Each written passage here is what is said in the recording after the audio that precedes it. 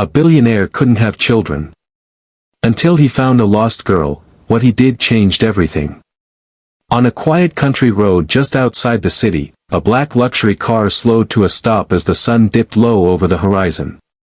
The driver, a billionaire named Daniel Carter, had everything most people could only dream of: wealth, success, a powerful company, and a life filled with luxury.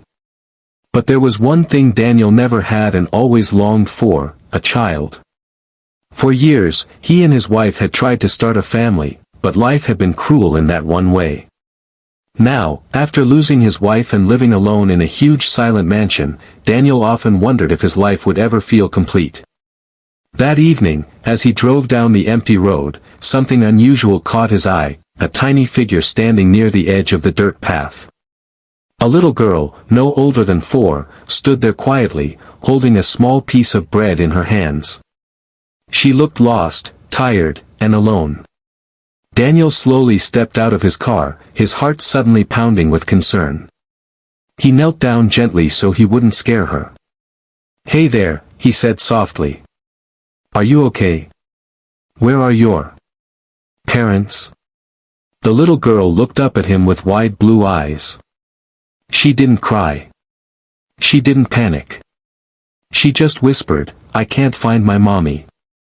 And in that moment, something deep inside Daniel's heart shifted. Before we continue this touching story, take a moment to support the channel. If you believe kindness can change lives, make sure to subscribe, like this video, and share your thoughts in the comments. Welcome to Kindness Lights, a place where real stories remind us that compassion still exists in the world. Daniel looked around the empty road, but there was no sign of anyone nearby. The wind rustled through the tall grass, and the sky was beginning to darken. He couldn't just leave her there. "What's your name?" he asked gently. "Emily," the girl replied in a soft voice. Daniel offered her a reassuring smile. "Emily, how about we sit in the car where it's warm while we figure out where your family is?" She nodded slowly. Inside the car, Daniel gave her a bottle of water and a snack from the small emergency kit he kept in the back seat. She held the bottle carefully with both hands, as if she hadn't had much to eat that day. Daniel felt a painful tug at his heart. He had spent millions of dollars in his life, on business deals, luxury homes, and vacations, but in that moment, none of it mattered. All he cared about was helping this little girl. Daniel drove to the nearest small-town police station and explained everything. The officers quickly began searching for reports of a missing child. But hours passed, and no one had reported a lost girl named Emily.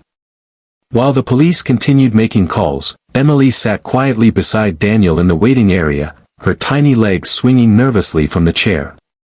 She looked up at him and asked something that nearly broke his heart. "Are you going to leave me too?" Daniel paused.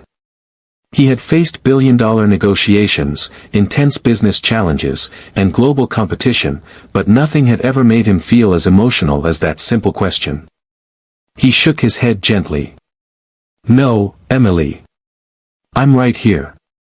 The police eventually discovered that Emily's mother had recently passed away, and there were no immediate relatives nearby. She had wandered away from the small apartment where she had been temporarily staying, with a distant neighbor who didn't even realize she had gone missing. The situation was complicated. Social services would have to step in. As Daniel drove home later that night, he couldn't stop thinking about Emily's small voice asking if he would leave her too. The next day, something surprising happened. Daniel called the social services office.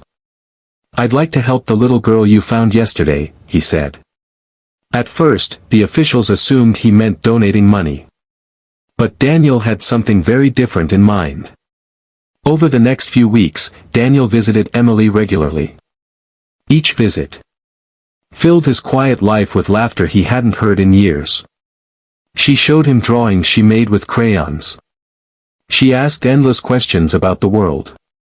And slowly, the emptiness in Daniel's heart began to fade. Eventually, Daniel made a life-changing decision. He applied to become Emily's guardian. The process wasn't simple. Background checks, home visits, interviews, everything had to be carefully evaluated. But Daniel was patient. For the first time in years, he felt like he had a purpose beyond business and money. Months later, the day finally came. A judge officially approved Daniel as Emily's adoptive father.